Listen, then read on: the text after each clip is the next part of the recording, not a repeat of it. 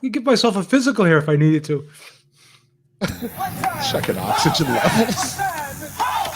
Broadcasting from Cincinnati, you're listening to the Ringside Reporter podcast. All the news from the world of boxing right here. Well, I'm talking to you the way I want to talk to you. Now, here's your host, Eric Lorda.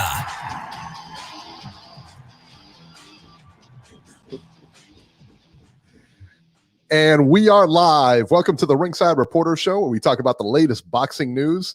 If it's related to boxing, we'll talk about it here. My name is... I can't.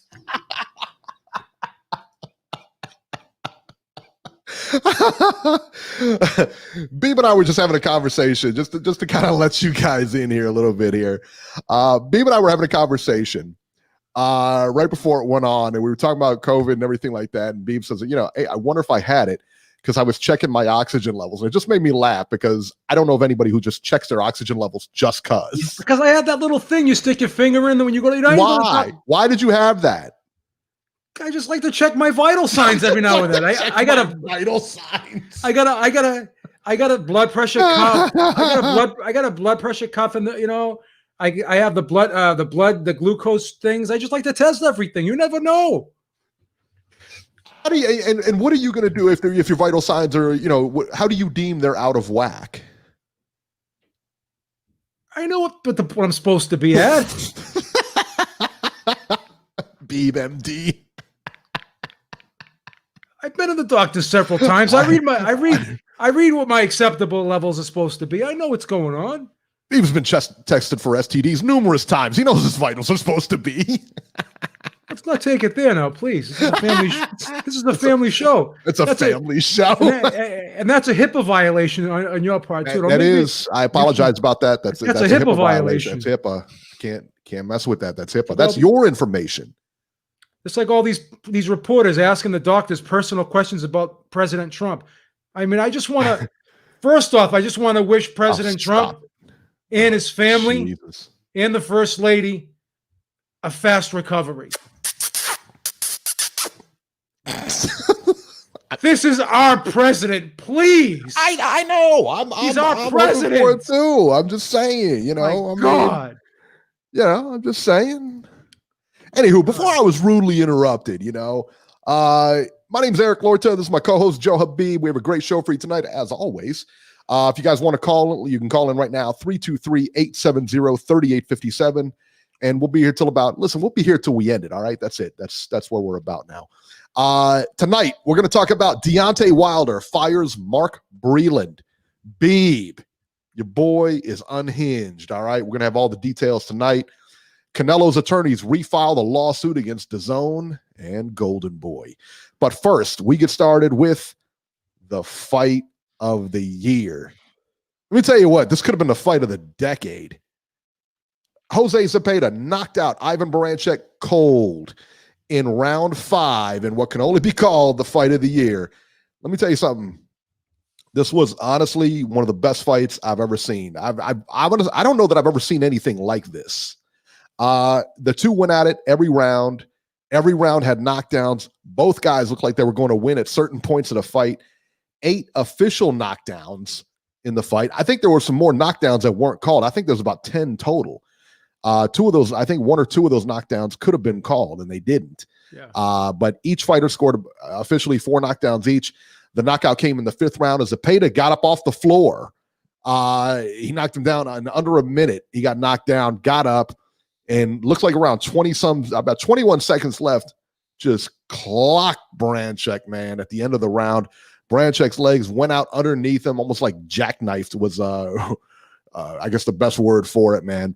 And he lay there. He was motionless for a bit. Reports today are saying he is responsive and may go home today after some more tests, but he's okay. He's okay. So that's the, that's the big thing, especially after a fight like that. You don't want to see anybody get hurt. And after a knockout like that, you don't want to see anything like that go on, man. What do the scorecards look like in a fight like that? All the knockdowns, right? Well, the first round, so the first round was a 10-7 round. The second round, they both went down, so it could have been a 9-9 round, I guess. No, it's a 10-10. They have to do a 10. Is it 10-10? Okay. Yeah, the only time it's 9-9 is if points get taken away. But you Like know say- what? It wasn't that second round. I mean, and you saw it. He was knocked down. Baranchyk was knocked down twice, and they didn't call it. That first one was a knockdown, no? Yeah, you could still score that round 10-9 if you thought Zepeda won, regardless that they both went down if you wanted to. Yeah. So, but yeah, I agree with you. I think Baranchyk did go down, and it was not ruled wasn't ruled incorrectly. I agree with you. Yeah. But I tell you what, man, it was one of the best fights I ever seen. You know, and you talk about Hagler, Hearns, and everything like that. And yeah, that was a great fight too. I get it. I've never seen anything like this, though. I don't think I've ever seen 8 knockdowns, 4 apiece. I mean, these guys were in one fight, and it was only 5 rounds. Right. How many more knockdowns would it have been if it went the whole 10? I mean, start moving your head or something. I don't know, man, but that was entertaining, man. Yeah, I mean, I was watching it. I showed it to my dad because I was watching it. I watched it today because I didn't get a chance to watch it last night, but I heard everybody was talking about this, man. So I went ahead and watched it. As soon as I saw it, man, I was like, got to show my dad this fight. He watched it. It was insane, man. And I'm going to say one thing. For all the haters out there, oh, boxing's been shit, whatever. Okay, that was a great fight. Last week, I probably saw one of the best middleweight fights of all time with Jamal Charlo and the best middleweight fights of all time. One of them. That's like my top 5. One of the best fights of all time in the middleweight division. I got Hagler. I got Hagler Leonard number 1. I got Duran Barkley number 2. I got Hagler Hearns number 3. And I got Julian Jackson versus Gerald McClellan number 4. And that's number 5 on my list. That's number 5 on your list. That's huh? number 5 on my I list again. I DVR'd that. Anywho. I DVR'd that, right? I'm gonna upload that to the Comcast cloud.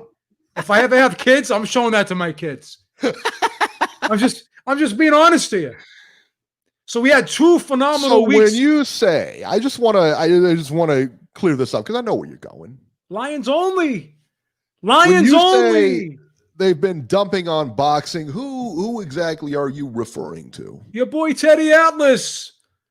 What, he's supposed to not tell the truth? He's right. UFC hasn't been putting on better cards. They haven't? I don't think so. I think they've been comparable. No. Until recently, maybe. Okay, let me just ask you this question. Should I read those DAZN cards back? Okay, but let me just ask you this question. When the year is out, okay, and then you look at these upcoming fights, Leo Santa Cruz, Tank Davis, Lomachenko, you got Danny Garcia Spence, okay? You got Crawford versus Kell Brook. You got Dillian White versus Povetkin rematch, okay? You got Joshua coming up, right? When you look at the year as a whole, you don't think boxing and the UFC's comparable? I mean, like UFC doesn't put on any bad fights either, or every UFC fight. We're talking about up until this point. Okay, we're talking about up until this point. But again, when it's all said and done, I think boxing will probably surpass UFC in these upcoming months. It's possible. It's very possible. Because I tell you, with the next 2 weeks, in 2 weeks, we got, Halloween is going to be sick. October, November are stacked. And then who knows? 2 weeks. We got Lomachenko coming up and Teofimo. And then October 31st, I'll run down that schedule here in a little bit. Yeah. That October 31st schedule is just sick. It's nuts, man. How many good fights are on that day? So all I got to say is, why wasn't your boy tweeting out how great of a fight last night's fight was last night? And let me ask you another question. He doesn't use Twitter. Yes, he does. No, he doesn't. Okay, then whatever. Why weren't his friggin' lackeys tweeting that out last night? Maybe they're not good lackeys. I don't know. And let me ask you this. If we had Teddy Atlas in front of us right now, yes, do you actually think he could name 10 UFC fighters? I absolutely think he could, yes. What? That's right. No way. He's the GOAT. Why wouldn't he be able to? The GOAT. Yeah, he's the greatest of all time. He's a charlatan. How dare you?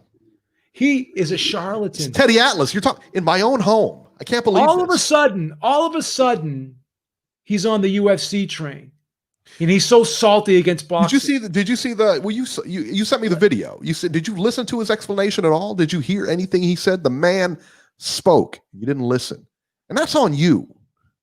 No, I listened. I just didn't like what he had to say. That's the difference. You soaked it up like a biscuit soaking up gravy. I didn't. That's right. Like I didn't. Sponge. I didn't. A sponge of knowledge. I am not a Teddy Atlas. Atlas. Atlas was dropping knowledge, and I was picking it up. I am not a Teddy Atlas sycophant and a surrogate. I'm not a big fan of the guy. It's horrible.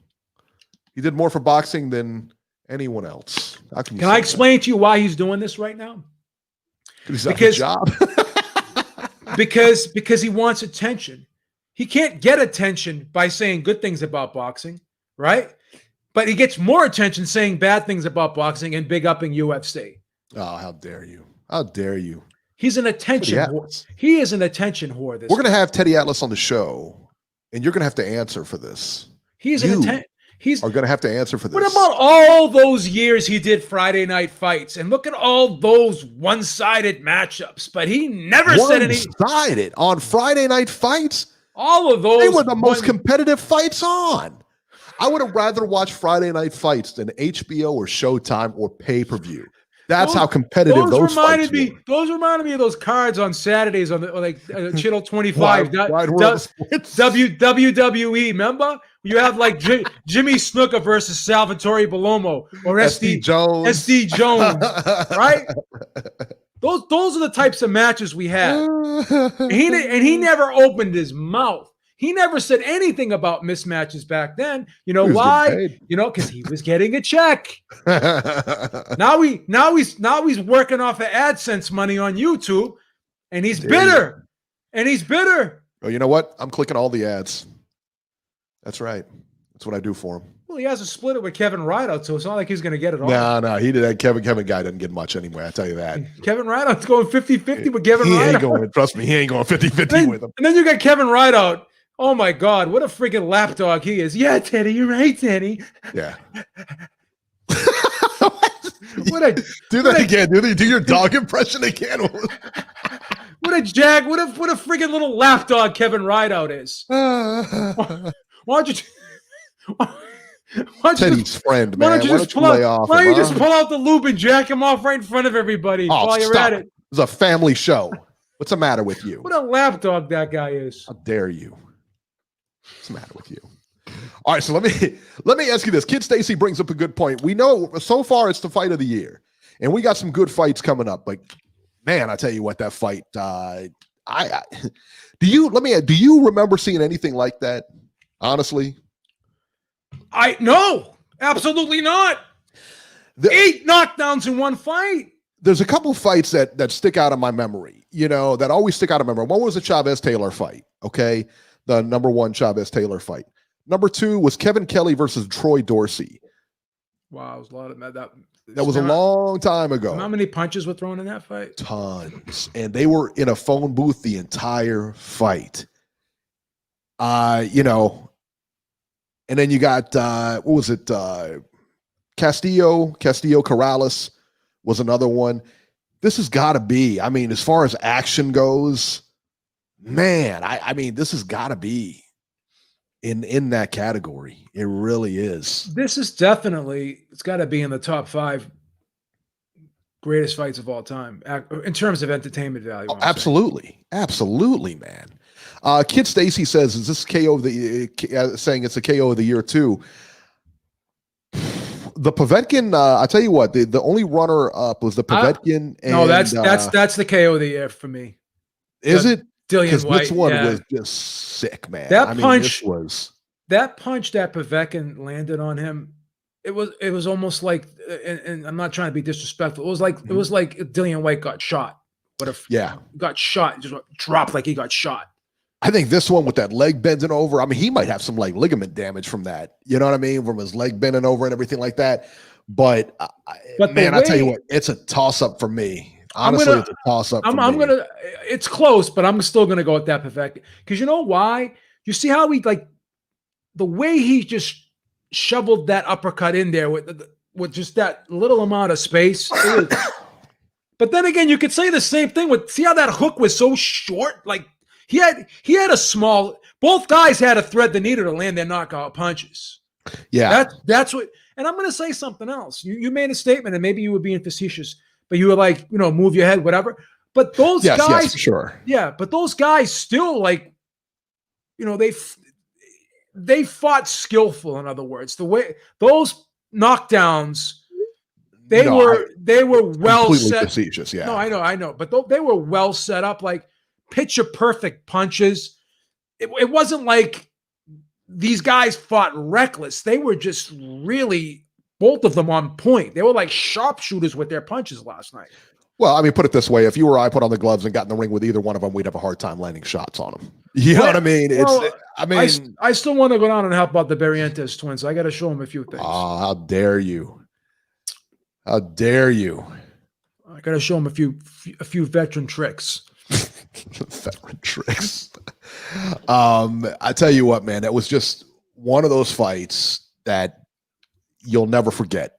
I've never seen anything like it. And you can go back, you could talk about Hearns Hagler, you could talk about Chavez Taylor 1, you could talk about all the big fights. I'm talking about the memorable fights that stick out of my mind. Like I said, Kevin Kelly, Troy Dorsey, Charlo Devranchenko.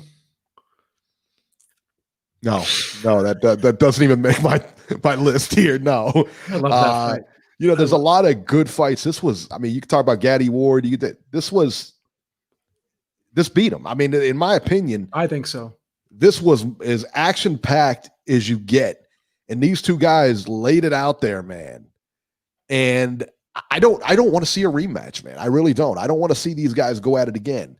Because this was... You hate rematches, huh? I do. I'm not a big rematch guy, but I don't want to see this again. Like if you ever played someone in one-on-one in basketball, right? And you like say it was a real close game and a guy beat you like by 1 point. Sure. And you fouled him and he still got it. And it was like real close. Right, right. And he says, you wouldn't want to run that back. You say, absolutely. Well, sure. No, if it's me. Oh, you like rematches for yourself, but not for right. I don't like to lose. So yeah, I'd want a rematch for sure. But as a fan, as somebody looking at this, I don't want to see it. I've already seen it. You know what I mean? Just like the Tyson Fury and Deontay Wilder fight. I didn't want to see it the second time. I certainly don't want to see it a third time. I love rematches. I'm not big on rematches. I like rivalries. You know what I mean? See, I don't like rivalries. I like new stuff. I like new things, man. You're the type of person that has to like trade your phone in every year. Ironically, no. And like phones and cars and stuff, like material stuff I can keep. That's not a huge deal for me. Okay. But if I'm watching something, and you know, I've watched movies over and over and over again. Same thing with shirts. Like I have shirts sometimes that they're so old they could probably walk around by themselves because that's just how I am. I do too. Yeah, I do too. And I have things I have like sentimental value. You know what I mean? Like if I pick a shirt out of the closet and I'll be like, this is my lucky shirt. I remember, you know, when I wore this shirt, I picked up like one of the prettiest girls I ever went out with, like, because this shirt, like all my clothes have like these little memories to them. Right. You know what I'm saying? Right. It's just, I don't know what it is. I just don't want to see the fights again. If I've seen them, I've seen them. Just like the Porter, you know, is it Sean Porter and Errol Spence? I don't want to see it again. I already seen it. It was decisive for me. It was a clear win, you know? All right. So. I got you. So, yeah. All right, let's talk about the undercard here of that ESPN card. John Moraga versus Duke Reagan. If you guys don't know, Duke Reagan from Titletown, Cincinnati, Ohio, and he easily won a unanimous decision over John Moraga by the scores of 40-36 on every single scorecard. The judges, everybody in the building had it the same way. It was a complete whitewash for Titletown, Beeb. It was amazing to watch. But Reagan looked pretty good. But my biggest pet peeve about every fighter, with the exception of Aaron Pryor, with a lot of the new fighters that come out of Cincinnati, a lot of the amateurs and stuff that come out of Cincinnati, not necessarily out of Ohio, but I do see a pattern. They don't throw enough punches. They're not busy enough. And Reagan made that guy miss. He made him look bad. And you got to wonder, I've got to wonder that if he threw a little bit more punches, put a little bit more steam on him, And he had him, I think he had him hurt in that last round, if I'm not mistaken. I think it was in the last round. He had that guy hurt. But I mean, yeah, it's just, and it's a Cincinnati. I don't know. It's a lot of people coming out of Cincinnati have that issue, and I don't understand why. I think they're too defensive minded. You know what I mean? And I can't blame them for that. I really can't. I don't want to get hit.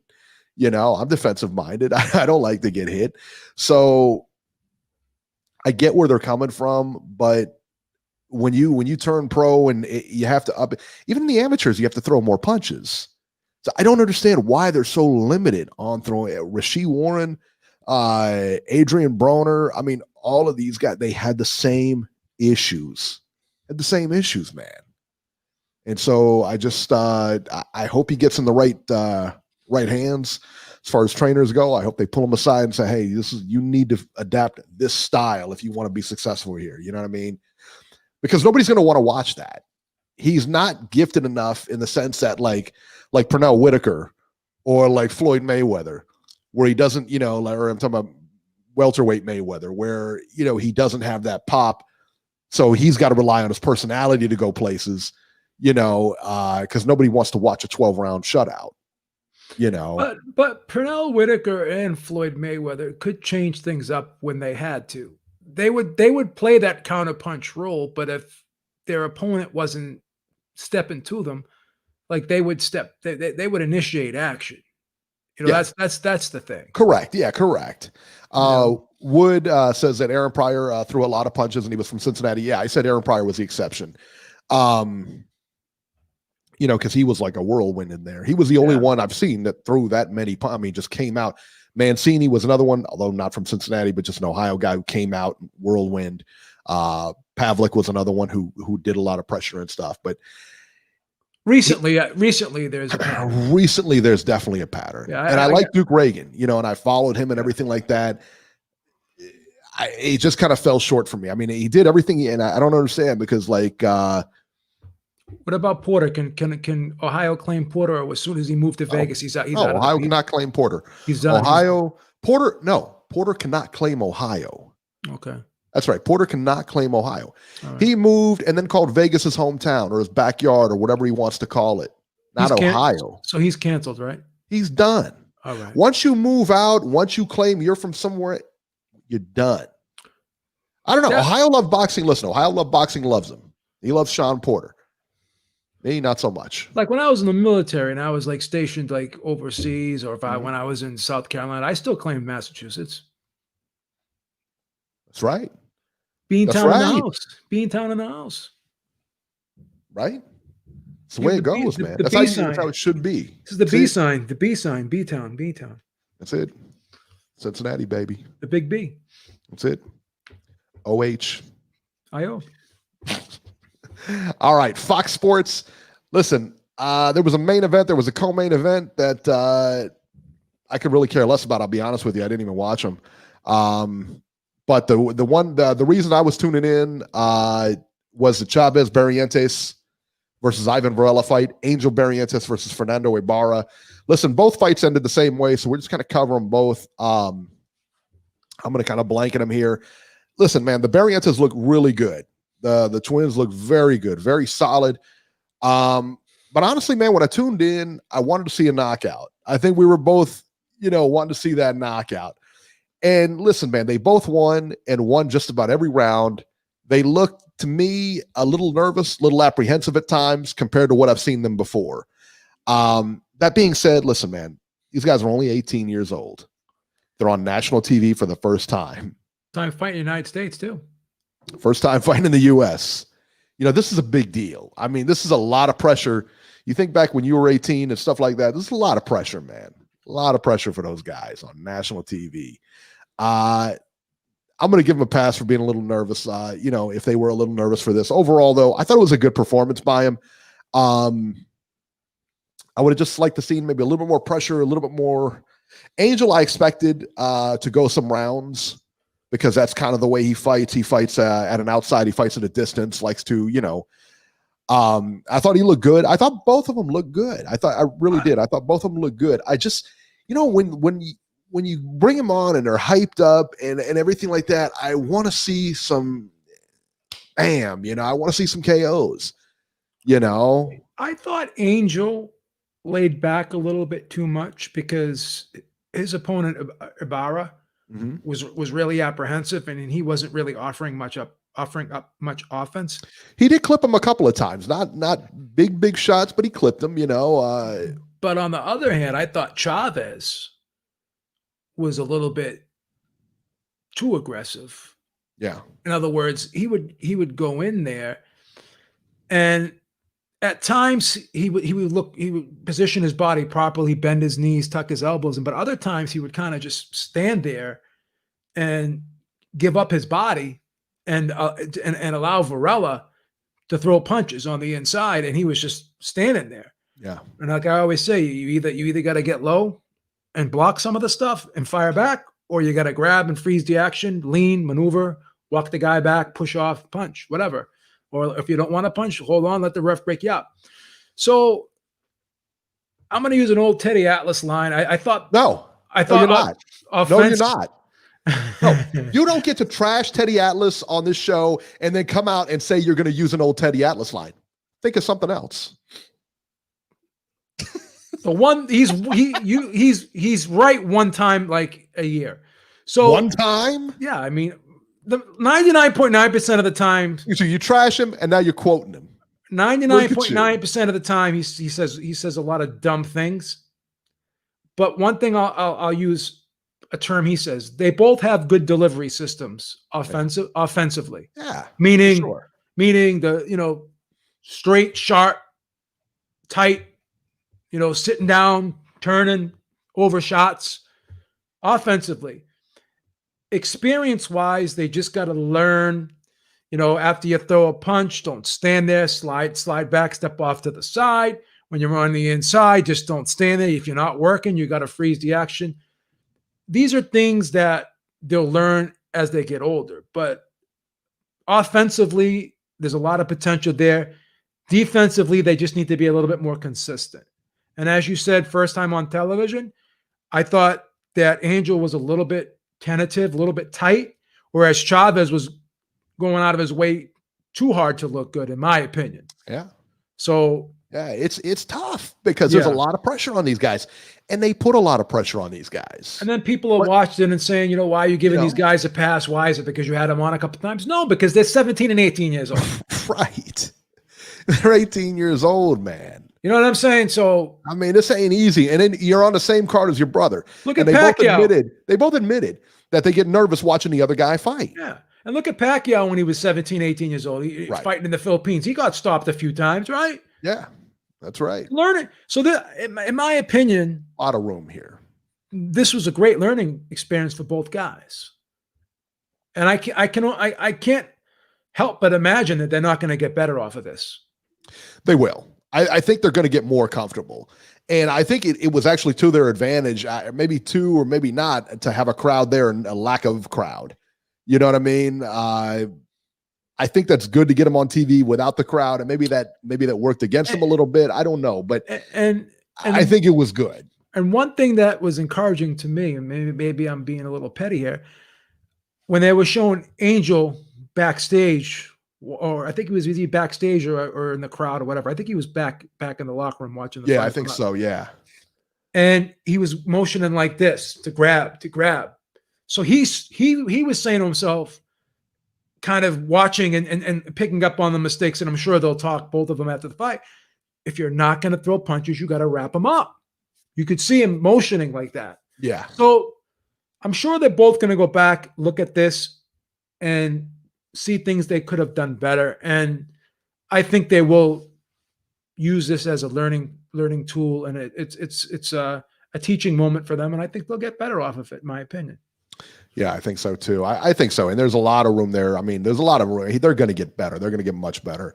Yeah. And to do the job they did, I mean, quite honestly, I mean, those guys didn't let a glove on them guys. I mean, Angel got hit a couple of times, nothing major, nothing that's going to put you away, nothing that's going to, I think they did a pretty good job overall. Give them about a B-. I think so. I think so. I think that's a fair grade. because the expectations were so high. Sure. And That's what it they got was. knockouts, and they both first round knockouts, blah blah blah.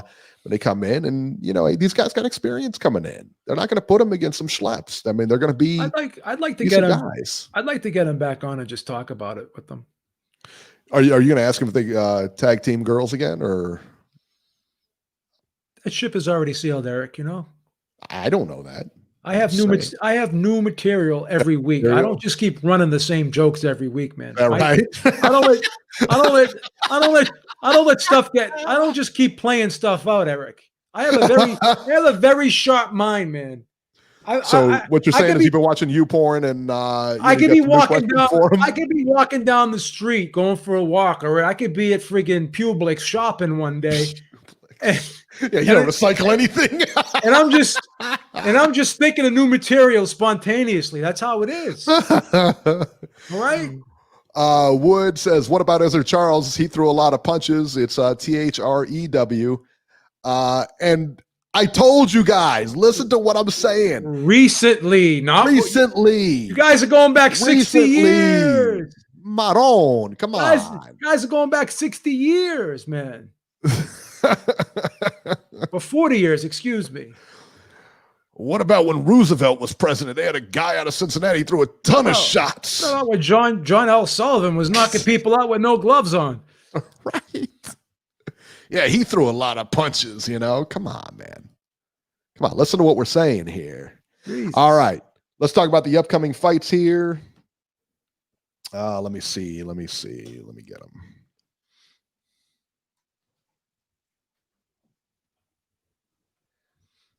All right, the schedule coming up. Let's see. We got a Wednesday fight here. So there's a fight on, I don't know if it's already taken place or not, the Joshua Buatsi fight versus Marco Kalik, 12 rounds, lightweights. It's on. That was today, I thought. Yeah, it's today. I don't know if it's already, I guess it's already taken place. Yeah, it took place. I started watching the card, but then I couldn't finish it. Who won? Did Buatsi win? Or I'm gonna go. I'm assuming he won. I'm gonna go back and watch it later. It was on DAZN. All right, and then on Wednesday the 7th, we got whatchamacallit here, Showtime. Charles Conwell versus Wendy Tuasant, 10 rounds, middleweights. Do you know where Charles Conwell's from, Beeb? Ohio, of course. Headlining. I gotta say one thing. I gotta say one thing about Ohio. It's starting to pump out these fighters lately, man. Ohio is turning into a boxing town. Hotbed. That's why we call it Title Town. It's turning into a boxing town, baby. Turning into a boxing state. It's been. October 9th, Las Vegas on ESPN. Emmanuel Navarrete versus Ruben Villa, 12 rounds for the vacant WBO featherweight title. Should be an all right one. October 10th from Uncasville, Connecticut, Showtime. Sergey Lipinets versus Kudratillo Abutakarov. Sound it out. I did, man. That's the best I can do. I don't speak Sputnik, all right? All right. 12 rounds for the IBF interim welterweight title. Xavier Martinez versus Claudio Marrero, 10 rounds, junior lightweights. London, Liam Williams versus Andrew Robinson, 12 rounds for Williams' British middleweight title, but there's no TV on that. I thought it would be on DAZN or ESPN Plus, but no listing as of right now. All right, and that's it for next weekend. All right, but let's talk about real quick, in 2 weeks, Vasyl Lomachenko versus Teofimo Lopez, 12 rounds for all the marbles, man, all the belts. That's a fight. I can't wait. It's on ESPN, guys. That's got to be, listen, man. Okay, so that is the fight. I mean, if you're looking forward to any fight this year, and it's not even on pay-per-view, right? It's not even on pay-per-view. How about that? On ESPN. Go figure that one out. Can that erase all of the cards you didn't like? These next couple months. Oh, for sure. They're starting to pick it up. It's starting to pick up. No question. Remember, I kept saying, just wait it out. It's going to get better. It's going to get better. And look what happened. But we had quite a bit of a dry spell, man. No question about that. We had quite a bit of a dry spell. What, a month and a half? It wasn't that bad. What's the matter with a month? It wasn't that bad. Look at that Povetkin fight we had. with Dillian White. We had the Pursoon fight with Katie Taylor. That was not that good. That wasn't even that competitive. Oh, 8-4. I mean, 6-4. On Pursoon? 7-3. I had it 7-3. Yeah, it was like I had 8-2. I think it might have been 9-1. 7-3. I don't know. I think I had that. Eric, oh my God. Yeah, that was a wipeout, son. But listen to this. You're tough, man. You're tough. You're tough. October 31st. All right, on October 31st. And we'll tell you about this too. Gervonta Davis versus Leo Santa Cruz. That one's going to be moved to the 31st on Showtime. Halloween Havoc, baby. Halloween right? Havoc. Halloween Regis Havoc. Prograis on the undercard. Mario Barrios on that card. Diego Magdaleno. That's a stacked card, man. I've been telling you, man. I've been telling you. That's a good one. That's a good one. On October 31st, ESPN from Las Vegas, the Monster making his stateside debut. Godzilla is coming, son. Naoya Inoue versus Jason Maloney. That's going to be a good fight. Another one. Solid fight. Another one. That's a solid fight, the right? Schedule's fire. It gets better. It gets better. I feel like I'm one of those infomercial guys. I'm getting excited. You also get Alexander Usyk on DAZN versus Derek Chisora. Yeah. Right? I mean, how awesome is that? Oh, my God. Lee Selby also against George Kambosos, 12 rounds, IBF Eliminator. Halloween, son, is stacked. I'm turning my lights off. I ain't passing out no candy. I ain't doing nothing. There isn't going to be any trick-or-treating because of COVID. Because of COVID, man. No, they're going to leave it up to in Ohio. They're going to leave it up to the individual people, individual counties on what they want to do. We'll see what happens. So everybody's going to get COVID around here. We'll see what happens. So they're trying to lock everything down here. Yeah, I imagine over there they probably will, but you guys got smart people running the platform over there, as opposed to here. All right, 8:05. Let's go to 8:05. Maybe. Hey guys, what's up? Nacho, what's up? Notch, this schedule's stacked. I told you to stop hating on boxing. I told you to stop hating on it for a long time too. You were hating so bad, Nacho. You were hating so bad, man. I was getting ready to send my physicians down there to give you the hate vaccine. No. You were hating so badly. He was drinking a haterade, son. Oh my God, I was going to give you the hate vaccine. Double dose. About a gallon. Double dose of hate vaccine. Man. Go ahead, Notch. Vatos locos forever, Notch. Hey, Beeb, make up your mind. First, you said that I was hating on the PBC. Now I'm hating on Top Rank, Golden Boy, and Matchroom. Come on, I can't be hating on everybody. Nacho, you've been watching too much of Teddy Atlas on that stupid podcast he's on right now. He should be listening to Teddy Atlas. He should be listening to Teddy Atlas. You should be too. I think you've been hypnotized by that stupid Teddy Atlas. How dare you? With Ken Ryder Dick and Teddy Atlas. What's the matter with you hating on Teddy Atlas? How are you throwing this guy under the bus like that? Damn. Right. I would expect you to throw Ray Flores under the bus like that before you throw Teddy Atlas. He's all over Ray Flores shorts. You ought to hear him. You ought to hear him off the air, Nacho. Ray Flores. Let me tell you what, he is all over Flores' shorts. Ray Flores is one of the I think you guys took a shower together. What's the matter with you? He leads the Ray Flores fan club, I see. Ray Flores is not bankrolling the Beeb, son. Oh my God, took a shower together. You killed me on that one. He's the founder of the Ray Flores fan club. I can't even come back from that one. Lois, get me some oxygen. Nacho, what's on your mind? Just basically talking about the card. Man, let me just start off with Baranchyk and Zepeda. Everybody was waiting for that fight because we had a feeling it was going to be a really good fight.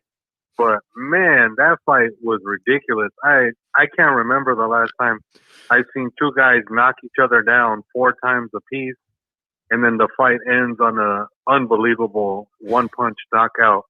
The way Zepeda landed on Baranchyk. I'm glad Baranchyk actually was taken to the hospital and he was able to, be alert and it looks like he's going to be okay. But good God, what an unbelievably, He was out. Seconds. Like the guy said last night, they could have counted to 1,000 and he wasn't going to get up. So, yeah, I mean, that was an unbelievable knockout. It's just, I'm glad that he looks like he's going to be okay.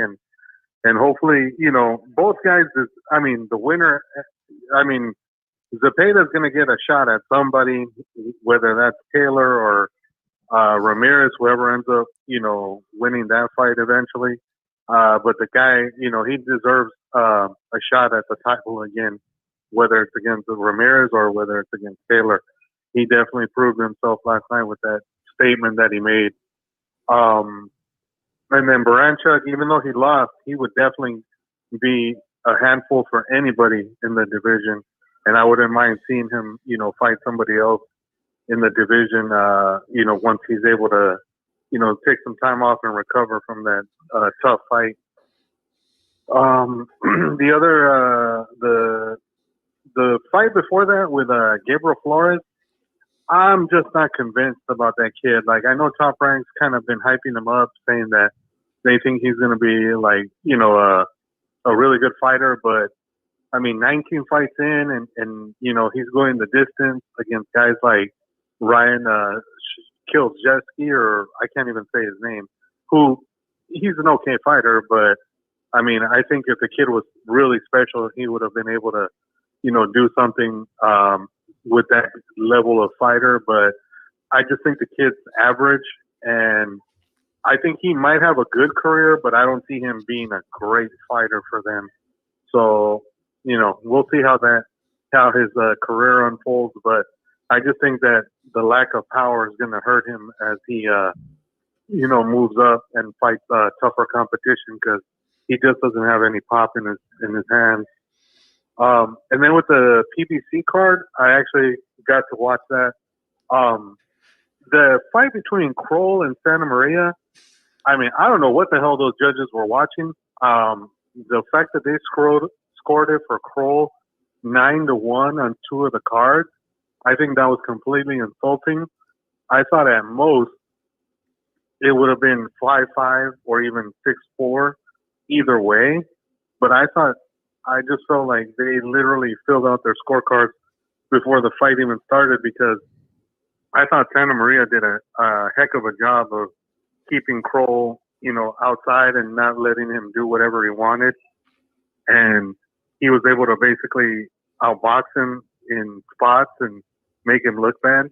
So I was completely stunned that they gave Kroll such a lopsided decision. Hopefully that kid Santa Maria gets a fight, you know, again.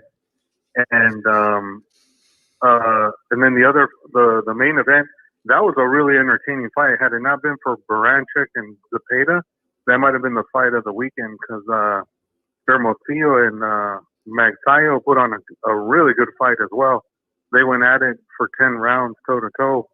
And I thought Magsayo was supposed to be like this really big puncher that they were, you know, hyping up. But, you know, either Hermosillo's a lot tougher than I thought he'd be, or Magsayo's power is not as big as they made it seem. But it was a really good fight. And I thought, same thing as in the other fight, I thought that the fight was close and they completely scored it one-sided for Magsayo, who, you know, is kind of the name fighter that the PBC signed. And I thought that was completely unfair to Hermosillo. But, I mean, I would like to see a rematch. I thought it was a really good fight. So I don't know. I don't like rematches, but yeah, we'll see. We'll see what happens. Not a big rematch guy. yeah. So let me ask you real quick before I let you go here. Okay, so the main event here, the Baranchyk and Zepeda fight. So Zepeda becomes the mandatory. Do you think he has a shot against either one of those two fighters? I think he has a better shot against Ramirez than I think he does against Taylor. Yeah. I think he matches up a lot better against Ramirez, to be honest. I think Taylor is a little too big and a little too skilled for Zepeda. But I think against Ramirez, if Ramirez was to beat Taylor, and he had all the belts, I think the better matchup for Zepeda would be Ramirez. To be honest, I thought in the first fight, if Ramirez hadn't taken over in the last few rounds of that fight, I thought Zepeda could have beat him. I thought it was a really close fight, and I thought he gave Ramirez hell.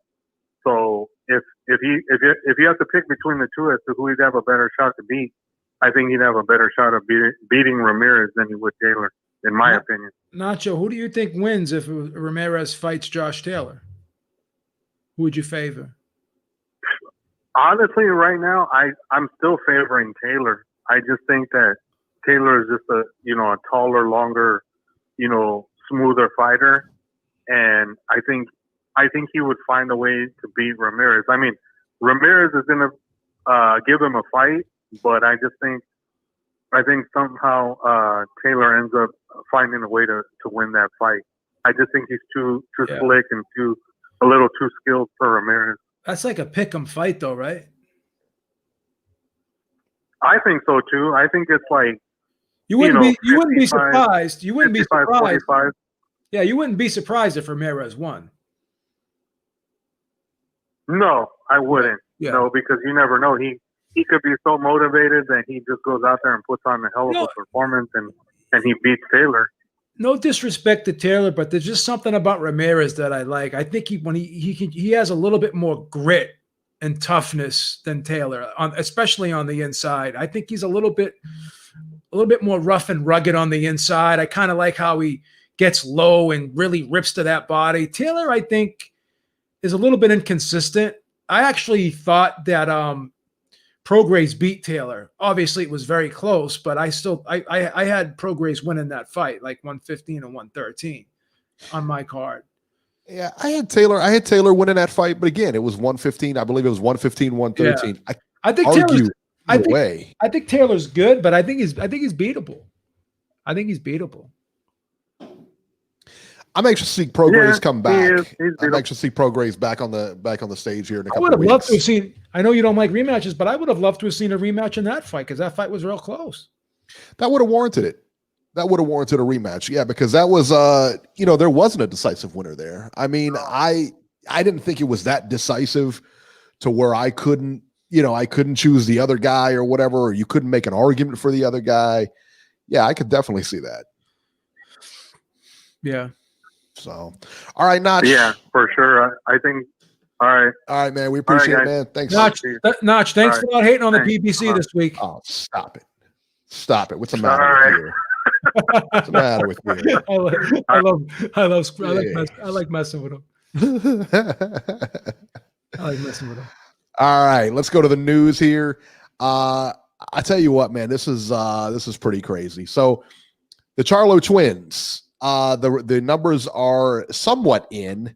Mike Coppinger is reporting that from the pay-per-view last week, which, listen, it wasn't, it was one, I tell you what, it was a different type of pay-per-view. I liked it.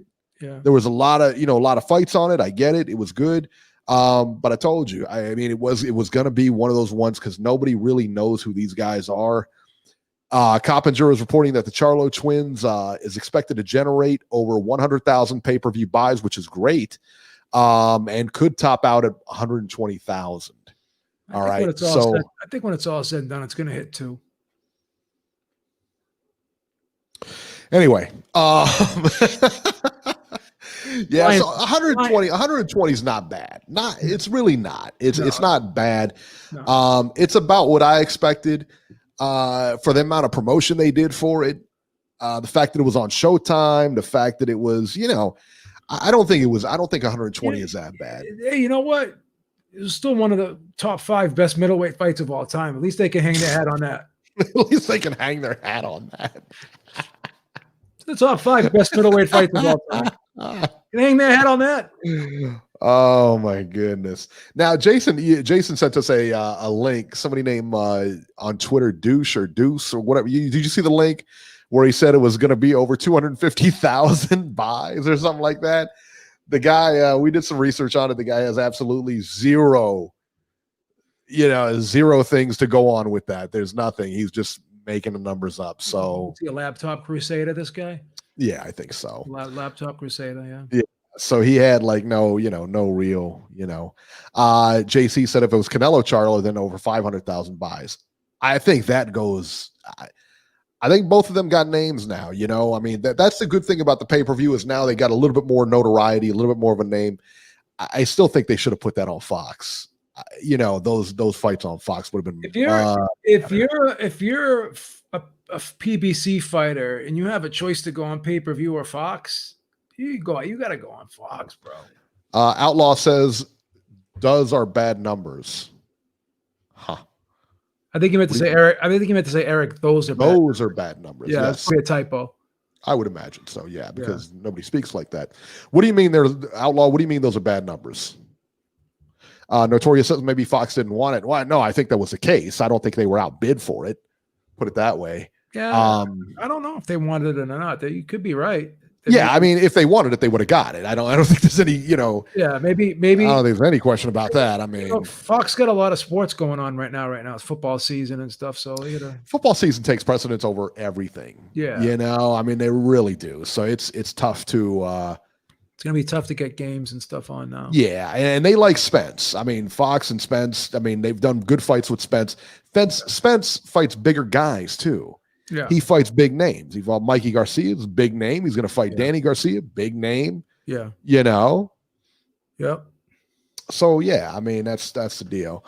So let's see. But those are the numbers we got. Those are the numbers from Coppinger.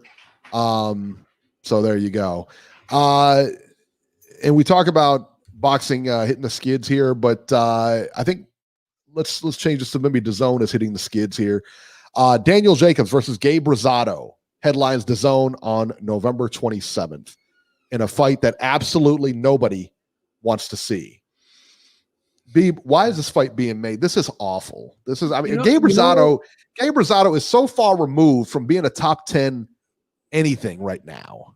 You know why this fight's happening? Because these guys had a Twitter beef. They were talking trash to each other. There's a storyline behind it. A Twitter beef. This is what they decide to make fights on now. This is personal between these two guys. So the buildup could be fun. It could be interesting. But I love Gabe. Gabe is a blood and guts warrior to the end. But it's hard to imagine Gabe winning this fight. It just really is. I agree. And I mean, and I say that with the utmost respect to Gabe. I do too. I love Gabe. But he shouldn't be fighting this, and he shouldn't be in a main event. I mean, it's not a fight that is significant at all. It really has no meaning to it. There's no purpose to it at all. Yeah. And Jacobs has been taking, these types of fights. So, while he's waiting for the big fight, he's very selective sometimes on who he fights. And that's true too. And it is what it is. I mean, I'm not, again, if he's getting paid to fight a guy like Rosado, if the zone is taking care of him, fight him, then all the power to him. But Rosado gets hit quite a bit anymore.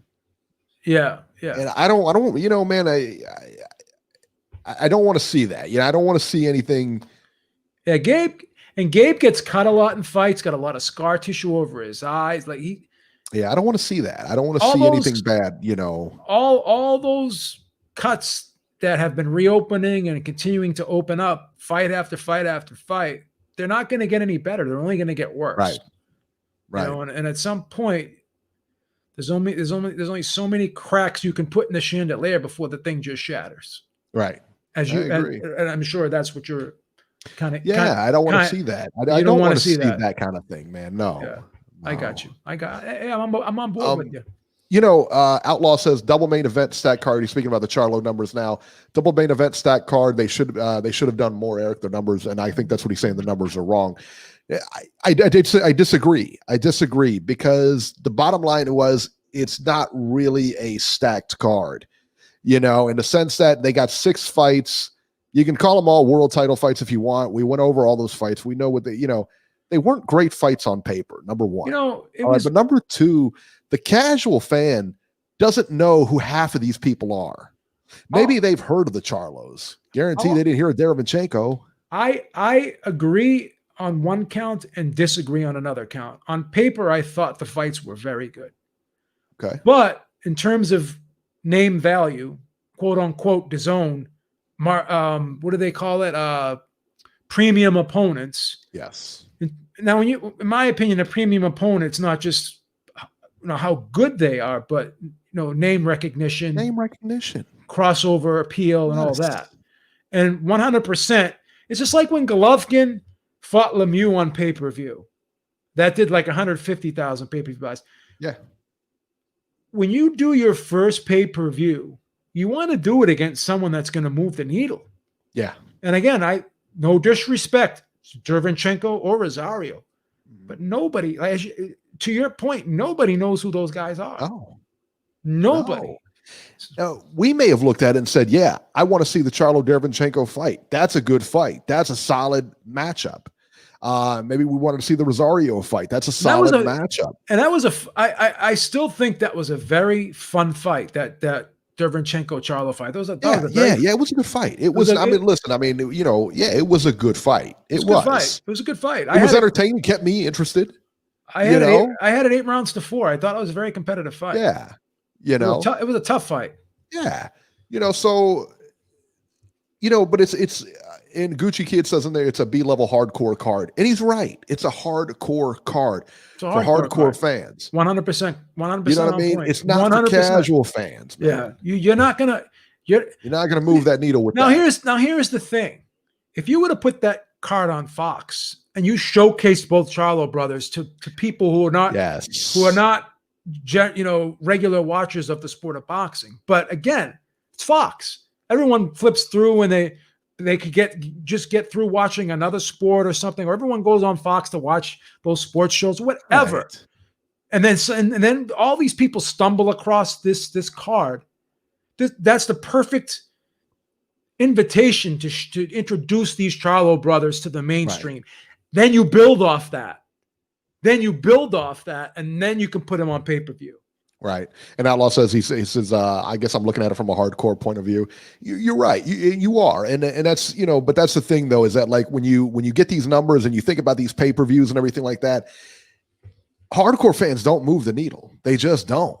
If the sport of boxing has to rely on the people that are just casual about it, the people that just go to bars and watch it, or the people that, what I mean? Listen, the guys aren't going to watch it at home. They got to rely on the casual guys. Go call up your friends who don't really watch boxing and try to have a conversation like me and Eric and myself are having right now, and try to like all these things Eric and I are talking about right now on this show, right? Throw some of these names that we're throwing around today, to some of your friends who don't watch the sport. They won't know who the hell you're talking about. And then try to convince them to pay $75 for the card. You know what I mean? They're going to be like, "Are you crazy?" Charlo versus Derevyan who? Right. Rosario who? Right. And again, I mean no disrespect, but it's just a fact. Some people move the needle, some people don't. And if you're going to put a pay-per-view card on, both those guys better be able to move the needle. And this wasn't one of those things. So, well, Nacho says he agrees that the Charlos didn't need to be on pay-per-view. They were just being greedy with the amount of money they wanted as all. But did they really get any extra money? I mean, how much could they have gotten paid if they're only doing 150,000 or 100,000 pay-per-view buys? They would have been better served to just be on Fox. 6 fights on that card too. Yeah. I don't know that were televised. So, I mean, they knew they had to stack it. Yeah. So, I think they were being overly optimistic on how well it was going to do. They overestimated what this. Well, I think certain people did. I don't know that Showtime did. You know what I mean? I don't know that Showtime did. I don't know that PBC did. They might have been very realistic on the numbers they were getting. And this might be one of those things where, hey, it peaked out of the numbers we thought it was going to get. Well, the purpose of being on pay-per-view is to get back-end money. Mm-hmm. How much back-end money are you going to get off 100,000 pay-per-view buys, if any? Right. Probably not at all. So yeah, to Nacho's point, I see where he's going with that. Hindsight's 2020. Maybe going in, they had that mentality, but they forecast it wrong. I think they really thought they could do like 200,000 to 250,000 pay-per-view buys. I really believe they thought they could do that, and we didn't. And yeah, no, and I don't think the public did believed it either. No, and then what was the other one? What's the other one coming up that's going to be on the Santa Cruz and Tank Davis fight? Now that may do well. I'm thinking 3. I'm thinking around 3. You know, you got to figure Mexicans a big pop. You know what I mean? They're big boxing people. I'm gonna say that does 350 to 375. I could be wrong, but I'm saying around 3. I'm gonna say that's in between 350 and 375. Yeah, I'm thinking around 3. I think around low 3s. All right. But I tell you what, if it hits 350 or 370, I'm not going to be surprised. If it goes over that, I'm not going to be surprised. Yeah. Both these guys are popular fighters. Everybody knows Tank Davis is very popular. Anytime you're fighting Santa Cruz, he's got a big Mexican fan base. That moves the needle. You know, that we're going to expect to do at least 3. You know, that's the benchmark there. Garcia does pretty well. Spence has been on people. Well, people know a lot of. You'd be surprised the amount of people that know Spence. Well, the pay-per-view with Spence, the big thing with that is that it's got the Fox machine behind it. Yeah. And every Sunday you're going to see one of those 2 guys on there. That's a different level of promotion there than what Showtime can do. I mean, and then what just about anybody else can do. What ESPN, Top Rank, and Fox, those guys can put a pay-per-view on. You know, and plus Khabib Gaethje, that's a huge fight. That's a huge fight, and let's talk about that for a minute here. Okay, so it's being reported that Gervonta Davis, Leo Santa Cruz was moving from the 24th to the 31st on Halloween on a Showtime pay-per-view. It'll be held with fans at San Antonio's Alamo Dome. The big reason for this is they find a way to generate gate revenue. But the other big reason of this is, as you just said, UFC 254, Khabib and Justin Gaethje are on there. That is not a card you want to go against. That card is filled. That card is stacked. A lot of good fighters on that card. You cannot do that, man. Yeah, it's good. Can't go against that. That's a good card. And most casuals, I think JC said most casuals would go with UFC anyway. Yeah, you can't trash that card. That card's a good card. I'm gonna buy that card. Definitely buying that one. I'm buying make sure it's at 2:00, I believe. Is it at 2? At 2:00. It's the Abu Dhabi. I think it's on Fight Island or whatever. Oh wow. But I want to buy that one. I'm wondering if it's at 2:00 because of the Russian time or whatever, or maybe something like that, so they can watch it. I don't know. But 2:00, that's gonna be a good fight too, man. Gaethje just took apart Tony Ferguson. Yeah. So man, that's gonna be good. I kind of wish it was Tony Ferguson versus Khabib. But, no, that fight's cursed, man. That fight is cursed for sure, man. I feel bad for Tony Ferguson, but what are you gonna do? Yeah, he had his time, man. But congratulations to Gaethje. Oh, Gaethje looks so good. It's a good opportunity for him. Yeah, that's gonna be a good fight, man. Canelo Alvarez refiled his lawsuit. Alvarez is suing for breach of contract. I told you that was going to happen. You did, man. You did. I should have listened to you. They weren't going to settle that. Breach of contract, intentional interference with contract, negligent interference with contract, fraud and concealment, and the breach of fiduciary duty. All complaints are in relation to the 11-fight, $365 million contract Alvarez signed in 2018, which allow Golden Boy Promotions to provide his exclusive services to DAZN. Wow. I mean, this is a major one, man. This could have, and not to mention, he's now sitting on the shelf for about a year now. I mean, do not be surprised if this is the end of Golden Boy Promotions. It's a big statement. Do not be surprised. They're on the hook, as we heard just from what the article that Kevin Iole said. The article that Kevin Iole put out from Yahoo, it read that Golden Boy is on the hook for the money. They're on the hook for paying him. Now, DAZN pays Golden Boy. Golden Boy is supposed to pay Canelo. Yeah. Well, let me ask you this. Let's just speak hypothetically here. Sure. You're Canelo Alvarez, and you're dealing with someone like Golden Boy, who didn't tell you just a little white lie. They told you a blatant, egregious, disgustingly. According to the documents, yeah. This was like such a sleazeball move on Golden Boy Promotions, Oscar De La Hoya's part. Now, you said there's too much money, they'll just work it out, whatever. But let's talk about this a little bit. If you're Canelo Alvarez, can you ever do business with Golden Boy again and trust them?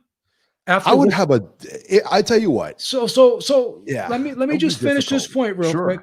Now, you said $20 million is a lot of money. Let me ask you this. You don't think Canelo Alvarez can go anywhere and get $20 million to fight? He's the face of boxing right now.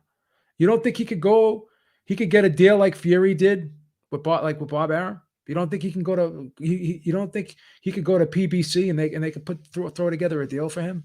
Anybody would pick him up in a heartbeat. In a heartbeat. So my whole thing is this. If I'm Canelo Alvarez, why would I ever want to deal with a piece of shit like Oscar De La Hoya ever again? I just say let me out. Because they've been having problems for the last 2 years. And bad problems. And they've been going back and forth and talking shit about each other in the press, and they haven't been happy. Canelo openly has said, we have not had a good relationship with Golden Boy for a while now. So now all of a sudden you're just supposed to forget that they lied to you, forget that they deceptively gave you a false contract, and they just screwed you over like this and did not have your best interest at heart and lied to you and lied to the broadcaster that was supposed to be working with you. And how could you just go back and be with these people like nothing ever happened? This is why I don't think they can work it out, because Canelo is the type of guy, he holds grudges. To this day, he held a grudge against Golovkin, right? Because he accused him of the PEDs, whatever, right? Money. Yeah, and he could have had a huge fight with Golovkin, but on principle, he said no, I'm not going to fight him. So I would not put it past him, and I suspect that he's going to do everything in his power. Him and his team are going to do everything in their power to get out of this contract, and I believe they possibly will. That's just my prediction. I could be wrong, but I suspect that that's going to happen. That he's going to get out of this contract. And if I was him, I would try to get out of this contract. I don't like Oscar De La Hoya. I think he's a horrible human being, and what he did in this instance, in this situation, it's the worst thing you could ever. And you know what the sad part about this is, Eric? He was a fighter before. He became a promoter. I'm going to take care of the fighter. I left Bob Arum because Bob Arum was holding me back and this and that, right? But what are you doing to this kid? This kid is the face of boxing, and you're shelving him. You're taking this kid's prime years away from him. And then the flip side of that is, well, why doesn't he just fight and take what they give him? No. Why should he lay down? Why should he roll over for these dirty scumbags? No. So I have no respect for Golden Boy Promotions and De La Hoya after this. This is like worse than Don King shit right here, in my opinion. This is bad. I don't know if it's worse than Don King stuff, but I tell you what, it's bad. And you say, and you called it. You called it from the get-go. I said, listen, man, that's $300 million here. Everybody, we can all talk it out. I can work with anybody for $300 million. But the fact that he refiled this law, I know he was talking to DAZN, but the fact that he refiled this lawsuit, I don't know where it goes. I don't know where it goes. Does he go to PBC? You said, can he get $20 million a fight? Perhaps. Does he get a $365 million contract? But in a sense, did he really didn't get it anyway? He didn't get it. Right. And then Nacho, with all due respect, Nacho just made a statement. There's too much money on the table. No, there isn't, because it was on the table and they pulled it back. Like what money's on the table? Because first of all, the Zone, we were paying $9.99 a month, right? Now I think we're grandfathered in, but everyone else is paying $20 a month now. Now they're talking about raising again. Now there's even talk that they may do pay-per-view. Like the Zone, like when you do it, when the Zone says something to you from a financial standpoint, it's not concrete. What do you mean there's too much money on the table? Who knows? So what are they going to do? They already said they were going to give him $35 million of the fight. Now they cut it down to 20. They almost cut it in half. What are they going to do? What are they going to do next year? Say, oh, we can only give you 15. We can only give you 10. Yeah. You can't trust this. You can't trust this situation anymore. What do you mean there's too much money on the table? Is there really? It's almost like buying a warranty and the company goes out of business the following week. Yeah. I mean, that's what it was like. I mean, I got a they go bankrupt They're and going to come and fix these windows, Yeah. and I go to fix the windows and the company's bankrupt, and that's what it was like here. We could say we're going to give you 11 fights, 300 something million, but you really don't have it. He never even got, from what I'm understanding, he never even got like a full pay from what he was supposed to get, Notorious VC says, I don't think Canelo wants out of the deal. He wants the money that he signed for. He's not going to get it. They already told him they're not going to give it to him. That's why they're having the lawsuit for, because he wants the money that he agreed to, or buy him out. Yeah. Either pay me what you told me you're going to pay me, or buy me out. One of the two. So this whole thing, there's too much money on the table. Well, where is it? Who's on the hook for that money? Who's going to pay it out? Who's on the hook for that money? Golden Boy. $35 million. According to everything we read, Golden Boy is on the hook for that. How do you offer someone $35 million and then almost cut it in half? Almost cut it in half to 20. How do you do that? How does that happen? Floyd Mayweather had a 6-fight deal, 31 guaranteed, whether he fought friggin' Andre Berto or whether he fought Marcos Maidana or Manny Pacquiao. He got that 31 million. No one said, I'm going to renegotiate with you. Yeah. With Robert Guerrero, Andre Berto, Marcos Maidana. Are those premium opponents? Probably not. Yeah. The only premium opponents that Floyd Mayweather fought while on that contract was Manny Pacquiao, Canelo Alvarez, and even Conor McGregor. That was after the deal. So he only fought Manny Pacquiao. Canelo Alvarez and Manny Pacquiao, out of the 6 fights, were the only 2 premium opponents. Yeah. Pretty much.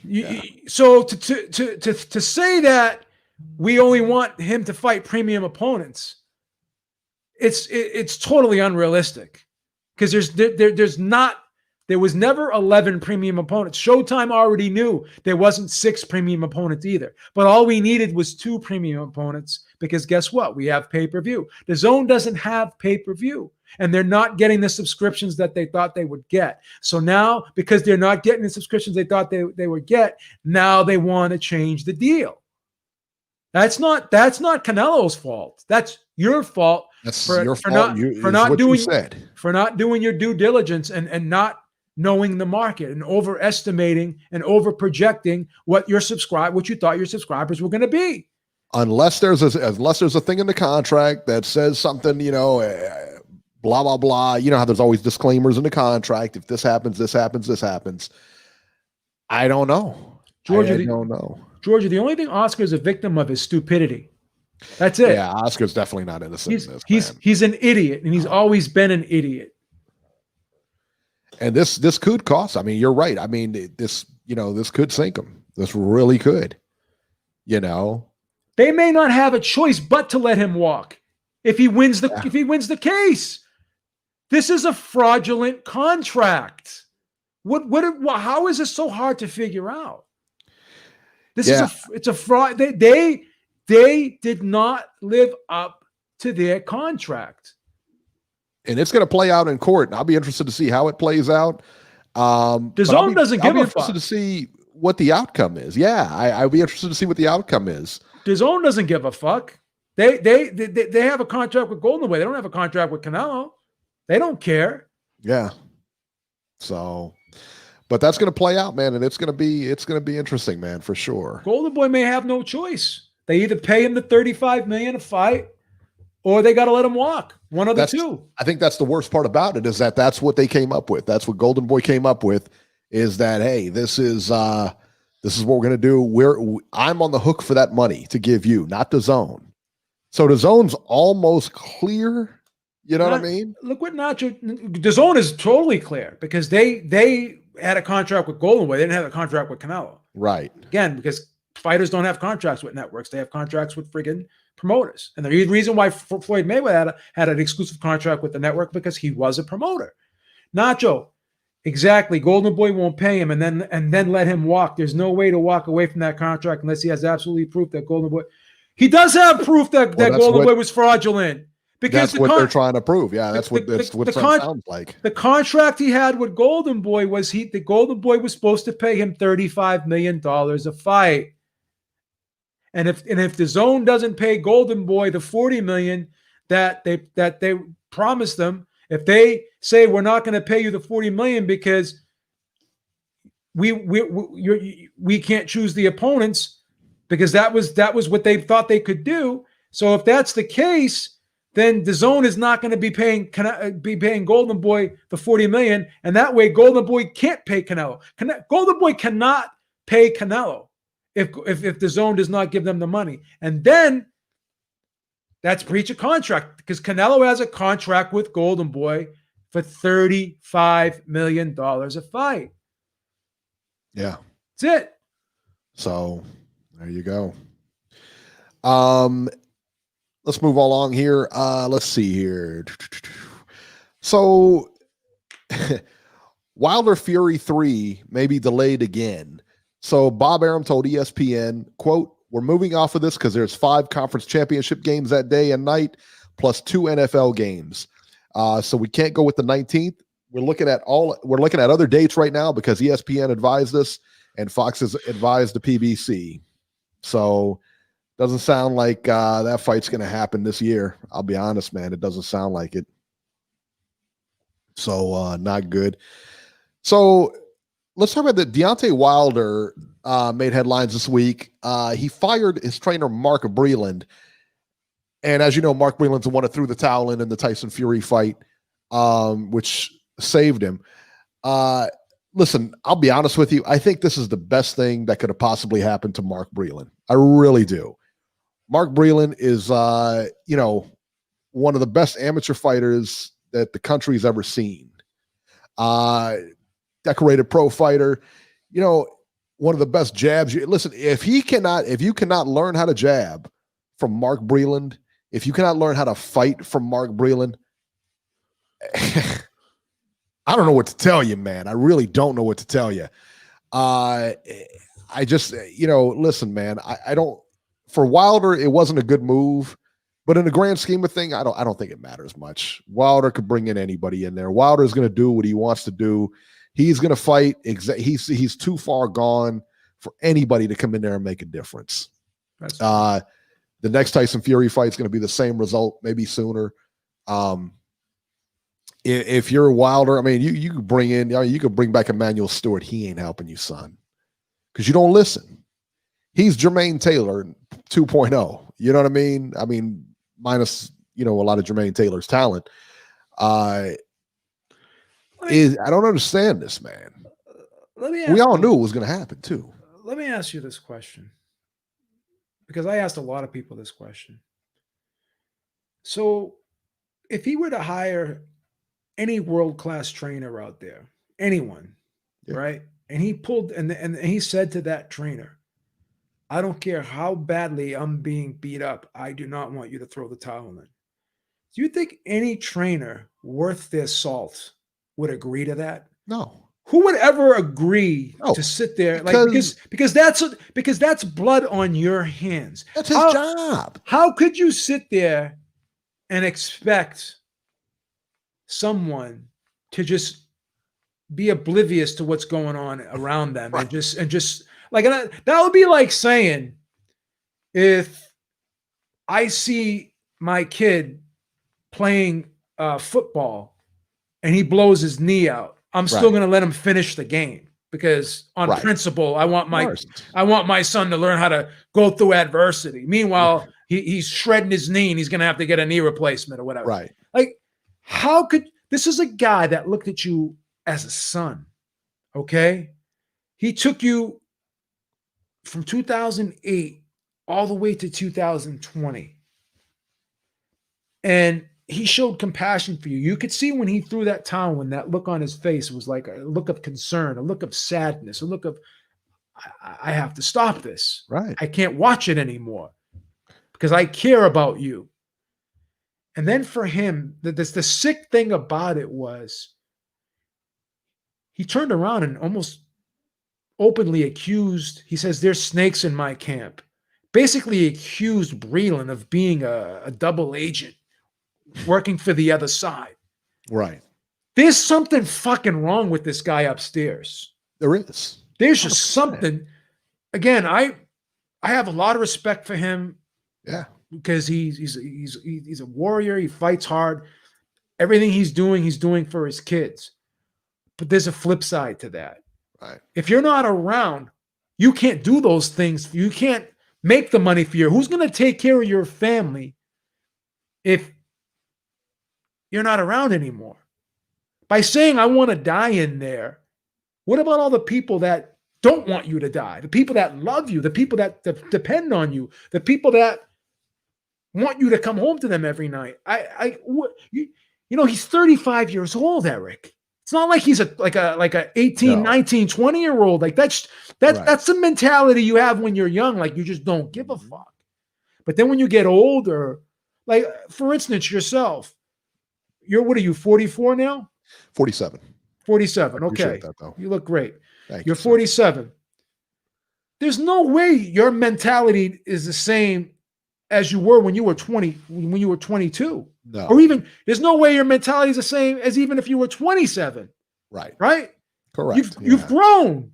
You've grown. You look at things like you look at things like, you don't take things for granted anymore.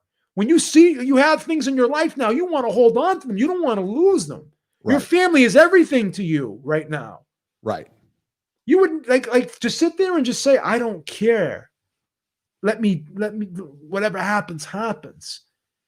I just can't wrap my head around this whole thing. I don't get it. I really don't. And I mean, listen, do what you want to do because you've kind of shown the world who you are.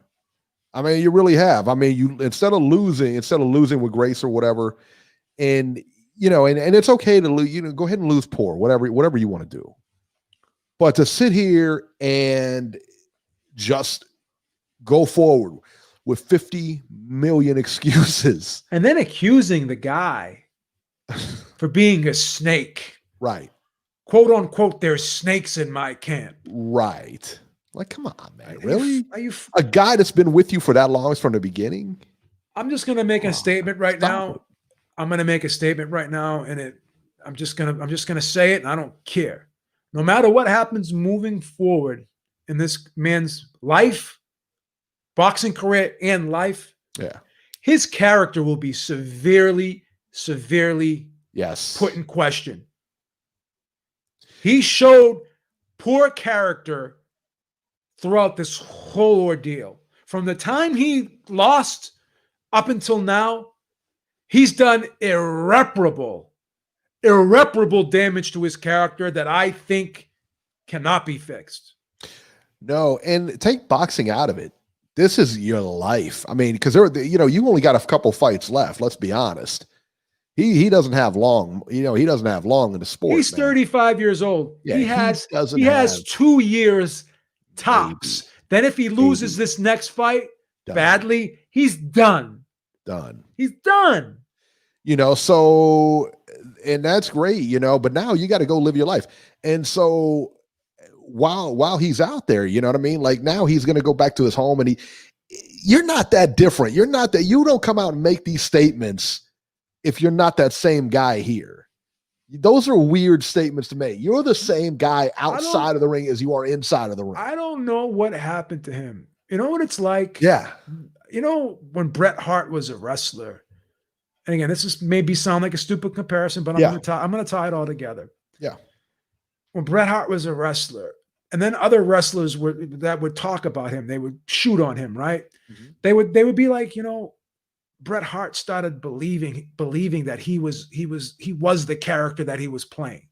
You know what I mean? Like he would not put, he knew he was leaving and he still wouldn't drop the belt because I'm Bret Hart. I can't lose in Canada. I can't lose in Canada. And that to me, that like he believed in his character. And in other words, he was no longer Bret Hart the man anymore. His character consumed him. Right. And Wilder became this character, whether his fans created it on YouTube or whatever. This guy, I'm gonna stand up for this, whatever. He became this cult figure, right? And it's almost like it was like a metamorphosis of how he transformed into a whole. Because when he first started, he was kind of like a happy-go-lucky guy, a down-to-earth guy, very down to earth. And then he just turned into this militant, angry, mean, me against the world. And then he started kind of believing that. Like at first, you said to yourself, maybe he's nonsense. Just maybe he's just doing this to get attention, to hype up fights, and help him generate revenue and interest in his events. Maybe it was just to promote the event. You started saying to yourself, that's probably why he's doing these. Maybe probably not even really like this. He's just doing it to get attention and become more popular and to bring eyes to the sport and bring eyes to his events, whatever. But now I'm starting to think like maybe he actually believes that he is this character that he was trying to pretend. In other words, he's not pretending to be something. Maybe he's starting to believe that this is who he is. Right. This is what he's transformed into. Yeah. Like and it's just ridiculous. That's the thing. I mean, like, it's just, it's like you said, he's become more militant and everything like that. And whatever, if you're doing that to get money and doing it to get people to notice you and everything, and that's what you got to do, then that's what you got to do. But you remember when Conor lost? Remember when Conor lost when he lost to Khabib? The vitriol that was in that. And at the end of the day, he said he was better than I was. He was just better. When ring, he lost to Nate Diaz, he just said the same thing. He was just better that day. In the ring, the night of the fight, he said to Khabib, you could hear it on tape. Yeah. It's just business. Right. It's just business. Now, Conor does play a character. Yeah. He does. And he can differentiate the character from the human being. He can. I still have my questions about Conor. I still have my complaints about Conor. I still have my criticisms towards Conor. But you could see that there is a separation there. You could see it. Right. Yeah. Like you could tell. Like you do when you throw a camera in front of Wilder. Yes. He's gonna always be on. He can't go, like he says to him, like, oh, well, I turn into this character, like I turn into what does he call himself?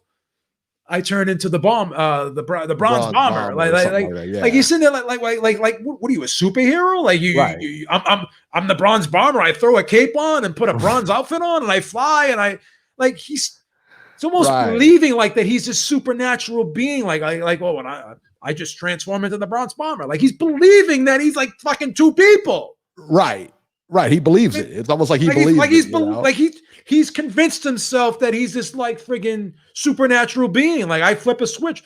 Da-da-da-da-da. Yep. By the power of Grayskull, I am the bronze bomber. Like the fuck? You're 35 years old. That would be like me going in my closet and pulling out my Halloween Superman costume and running down the street and jumping people.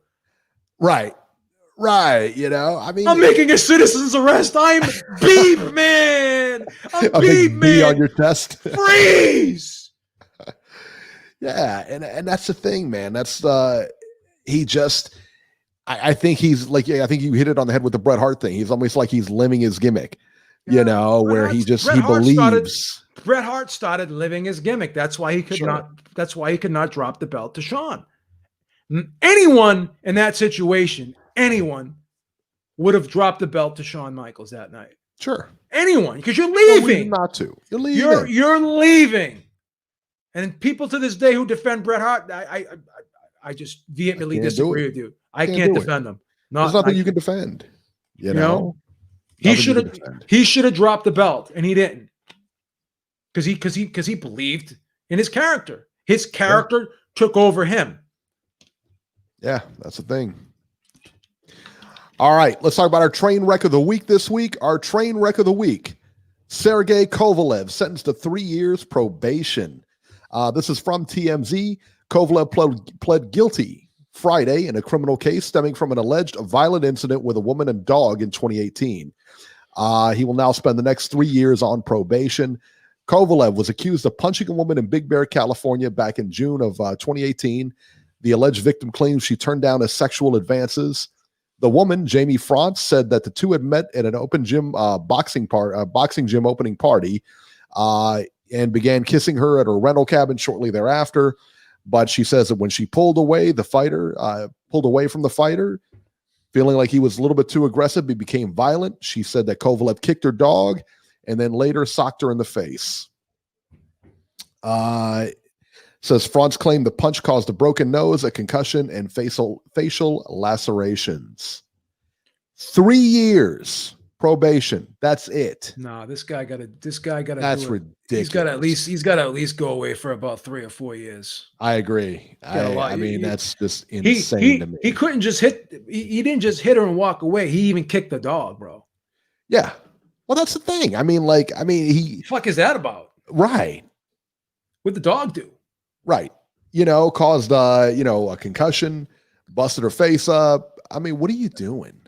And again, this woman, this poor woman, her face is probably never going to be the same ever again. He probably caused permanent damage to her face. Well, what about the trauma, the PTSD that's associated with everything?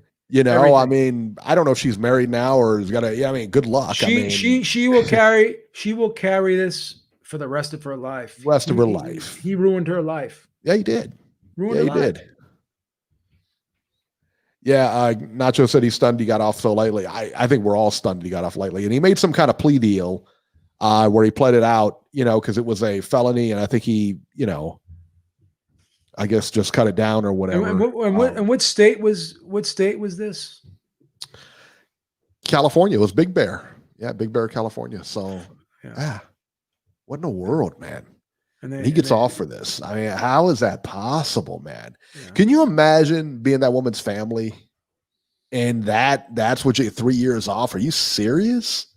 He's able to do that. Maybe imagine that's your daughter, or your sister, and he does this to her and he gets 3 years probation basically because he's got money and he's a boxer and he's, you know what I'm saying? Like, really? I'm disgusted. $220, I believe, in court cost he had to pay. I'm disgusted. It's awful. I'm disgusted. Awful. I hope he gets arrested again for running a stop sign and they lock him up. Yeah. Sorry to say it, but it's disgusting. Yeah. I mean, it really is. It really is. It's disgusting that they pled it down. What does Kathy do with? What is she going to say about all this? I'm sure she's fine. She'll be making money. What does she care? I think I don't know if she's defended him or not, but she hasn't been very vocal about it. Yeah, she's probably hired the lawyers for him. You know what I'm saying? I mean, like this woman should sue. Should be a civil suit. Yeah, I wonder if she could. Yeah, I wonder if she can do that. I think she could probably do a civil suit. Yeah, and then if he fights again, that money's going to her. Yeah. That's what she should do. Yeah, she'll probably. Honestly, that's what she should do. And I'm wondering if the more I think about it, the more I'm wondering if that could be the case, because he would plead guilty. She gets a civil suit. He pled guilty already. What is she going to, you know what I mean? What are they going to, he pled guilty to it. He's already pled guilty to it. So, yeah. And so I'm wondering, I'm wondering about that. I'm wondering, well, listen, man, I hope I hope it goes that route. I'll be honest with you. I really do. I really do, man. I hope it goes that route because, if I'm a promoter, if I'm Kathy Duva, I mean, how could you let this guy, knowing that he pled guilty and everything like that, let this guy fight again for you? Really? Come on, man. What's that say about you? But she doesn't care. You know what I mean? I don't know. What are you going to do? All right, guys, that'll do it for this edition of Ringside Reporter. As always, you can catch Joe Habib on Twitter at jhabib1. Find our YouTube channel at ringsidereporterlive.com. And on Twitter, you can catch me at ringside73. And we will catch you guys next week. President Trump, we wish you the best. Stay strong. Stop it. What's the matter with you?